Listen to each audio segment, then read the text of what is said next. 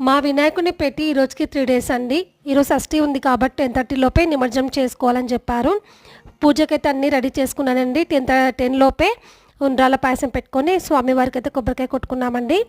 హారతి కోసం అయితే మా బాబు నేనే హారతి ఇస్తాను, లాస్ట్ హారతి కదా నేనే ఇస్తానని చెప్పి హారతి అయితే వెలిగిస్తున్నారు.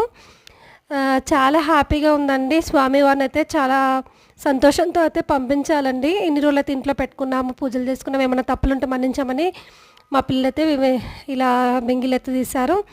స్వామివారిని అయితే కారులో ముస్తాబు చేసుకొని తీసుకొని వెళ్తున్నాము. మా ఇంటి దగ్గర చెరువు ఉందండి, కానీ చెరువు అయితే చుట్టుపక్కల చాలా చెట్లు వచ్చాయండి. చాలా లోతుగా ఉందండి. మాకైతే చాలా భయమేసింది. ఇక మా ఆయన ఉండి ఇట్లా ఉంటే కాదులే ఇలా వేసేద్దామని చెప్పి వేసేసారు. ఫైనల్గా స్వామివారిని అయితే వాటర్లో నిమజ్జనం అయితే చేసేసామండి. ఎంత ఇష్టంతో పెడతామో అంత కష్టంతో పంపించాల్సి వస్తుంది లాస్ట్లో అయితే.